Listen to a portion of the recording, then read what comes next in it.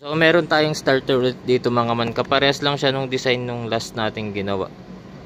Yan, ganyan din yung solenoid. So ang issue naman nito as in walang feedback. So testingin natin. Ayan, wala. 'Di ba? Wala. Oh, meron. Oh, yan oh, nagkaroon. Oh, may okay na oh. So ayan, nakita nyo rin naman mga man nung hinampas natin or nung pinakpak natin yung starter. Bigla siyang gumana, 'di ba? So ibig sabihin may mali dito. Una muna natin i-check upin tong solenoid niya. Baka dito lang yung may sira.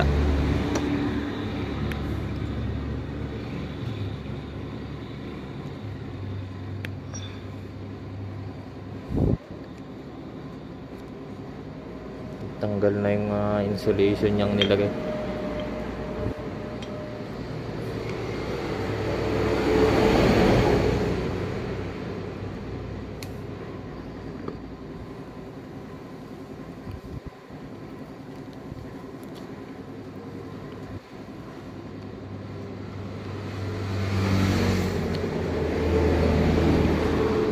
Ayun oh, putol yung kanyang ground.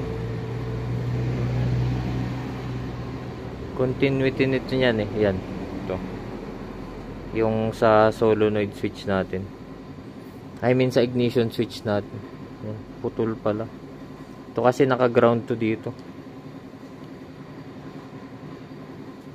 Natsambahan lang nga rod natin kanina nang tinesting natin. Yeah, test. Kasi ang sabi sa atin ano eh, walang-wala daw talaga. So nung tinesting ko naman kanina, nakita nyo nagkaroon. I mean okay siya, gumana siya. Tetestingin natin.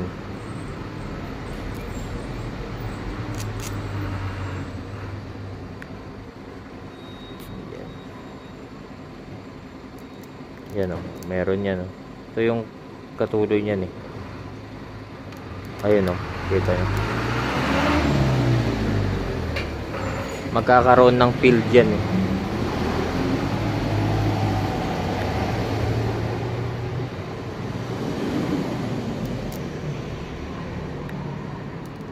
Yan.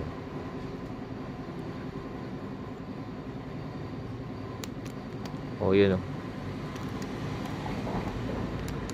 Kita nyo iba yung spark nya. Ayan. Parang bluish. Kasi nagmamagnet yan dito sa loob. Pag once na nagkaroon ng kuryente dyan, susultupin niya yan. Mamagnetin niya yan sa loob. Contact yan yan. Yan. So itong sira. Yan. Yan o. Yung dugtong. Continuity nito. Yung magnetic coil natin. So ang gagawin natin dyan,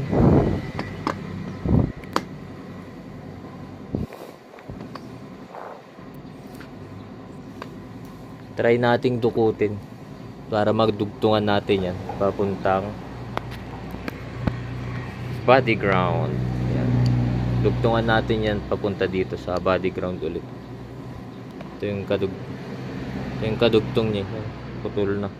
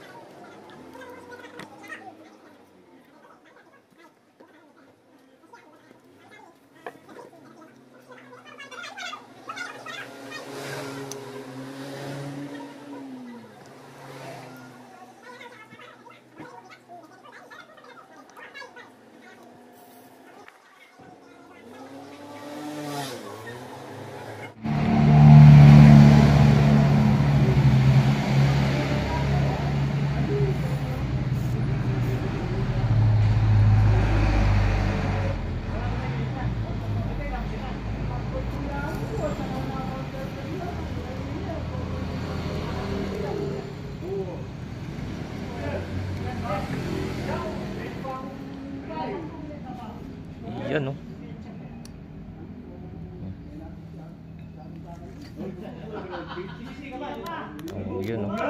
Kita nyo yung spark niya.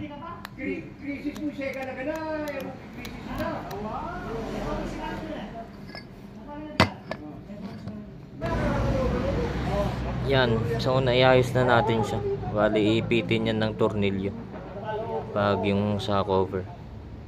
Okay na okay pa yung contact point nyo. Yun lang talaga yung naputol. Kaya hindi na siya nag-i-start. Yung tinesting natin kanina, natsambahan lang yun. Malamang dumikit pa yun. Ito rin pala yung sinasabi ko. Kung mapapansin nyo, ayun, manipis na to. Palitin na rin to kung tutuusin. Pero tignan nyo yung vlog natin na isa. Yung ganito ring design na solenoid, makapal pa yung ganito. Ito medyo manipis na yun. Pero hanggat kumukontak pa yan, pwede pa.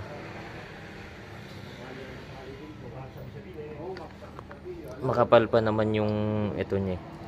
Saan yun? Yung contact point niya yung dalawa. Bago pa. Makapal pa. Pag numipis na yan, wala na. Medyo manipis na to. Yeah.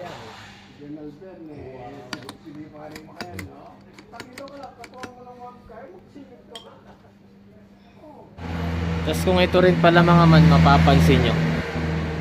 Yan. Nilagyan nila ng karton, di ba? Natanggal natin yan. Binalik lang din natin. Kasi ito minsan naglalak siya dyan. Dapat to pag nakaganyan yan eh.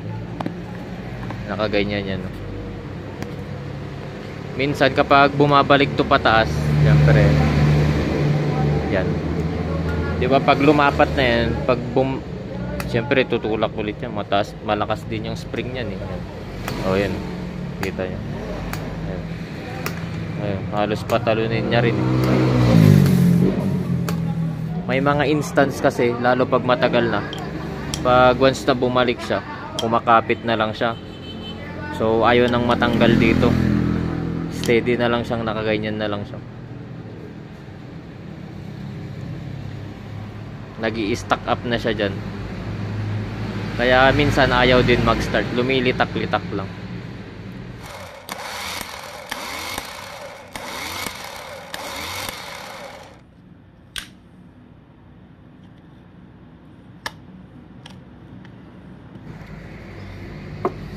Alright, so okay na tong starter na to mga man.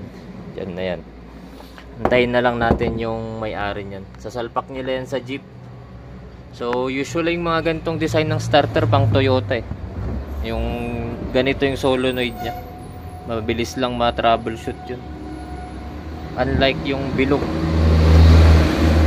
May sample ba tayo? Ito. Kapag ito kasi yung may sira, kapilitan na bubuksan mo pa yan para ma-troubleshoot mo. Pero matibay din itong mga ganito. So yun yung pwede nyo ring tignan kapag nagloloko yung starter nyo. Kapag minsan meron, minsan wala. Hindi lang basta-basta sa contact point nya, pati yung winding. Tulad nun, naputol lang yung continuity nito papunta sa ground, diba? Nagpapaloko na yung starter nya. Parang tinesting natin kanina. So yun lang.